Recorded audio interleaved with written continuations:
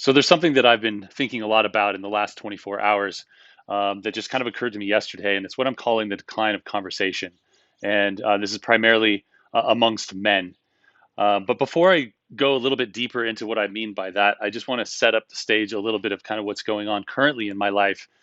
I mentioned the last time that I recorded that my dad and I are not currently really talking. That's something that I did. I created space for me to be able to do some work, and that was last August. It is June now, and so we're almost coming up on a year since I have created that space between the two of us.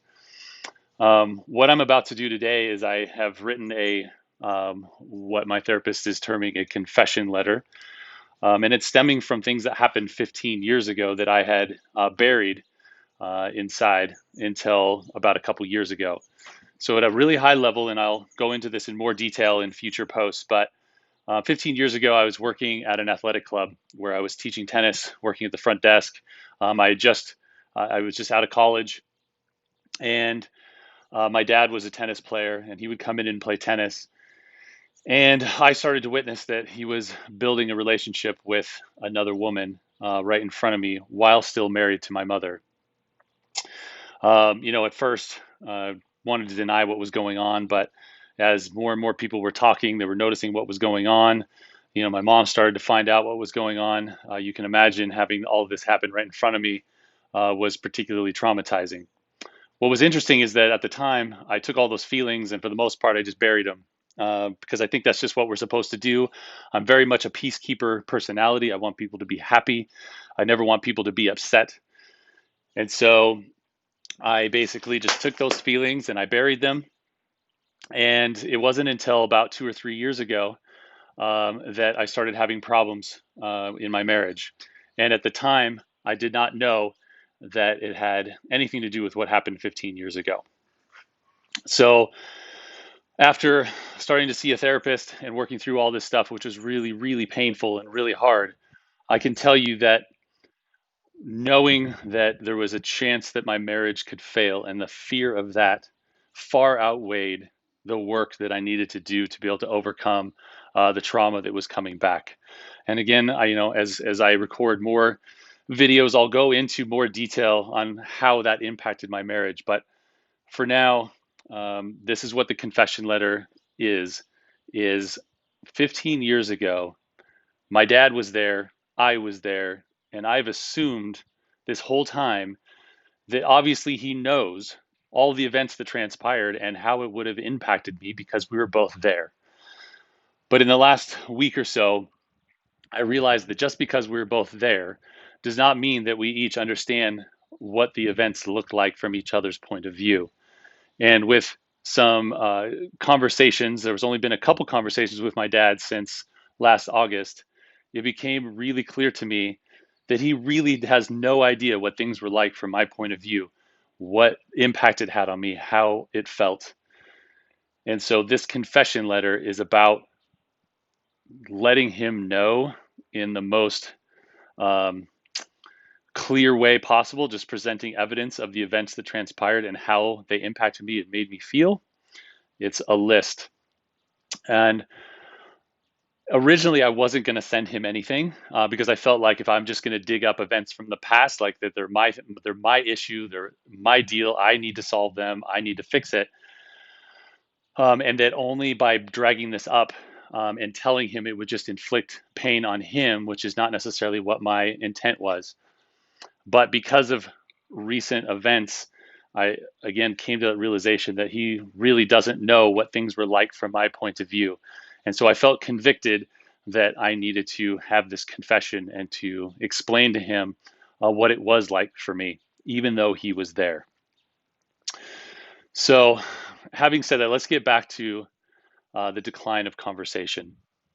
So, what I mean by that is that as men, when we are growing up and we're adolescent, we're going through puberty, we start to um, we have these conversations with our friends because we're all trying to figure things out, right? And we're curious as kids, and we start talking about girls and sports and whatever school and all of these things. And there's all this conversation because we're all figuring it out together. We have no idea, like we're learning all these things from our friends.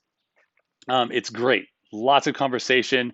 And then we like move into college. In college, it's a lot of that same, but now you're talking about partying and still about girls and all this stuff.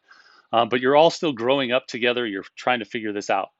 But then there's this transition after college where you now go get a job and now you enter into the business world and now things are professional and we can't be talking about girls and drinking and partying and all that stuff at work. You kind of keep it professional, but then you're spending the majority of your time in your day building your career and you're spending less and less time with your friends. And then, as we all know, our friends start to meet the women of their dreams. They get married, and the single guys will always make fun of their friends who are getting engaged and getting married because they feel like their friends are just owned by their girlfriends, by their soon-to-be wives, because there's no space left, or not much space left for the friends anymore. And so now the conversation with your friends, figuring life out, what it means, now there's less of that still. And then kids come. And how isolating is it to have kids? Especially for in our case, we started having kids before a lot of our friends. And so it was very isolating. While still a lot of our friends were out partying and all of that stuff, we were at home raising babies, trying to survive. I was trying to build my career. And at that point, all of that conversation like comes to a complete halt. And then all of a sudden you get wrapped up in this married life, this dad life, and you realize that those friends and those other guys that you kept close to you, that you were talking to about life and figuring these things out, just comes to a grinding halt. And that's what happened with me growing up. And I realized that as I was going through these tough times, I didn't really have anyone to talk to.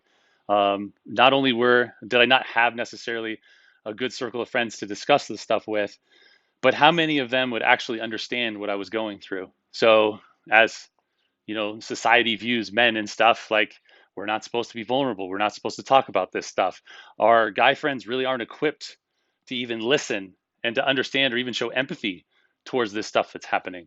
And so, what do you do instead? You go out and you get drunk because you can't talk about it. So you deal with it and you have vices and you cope.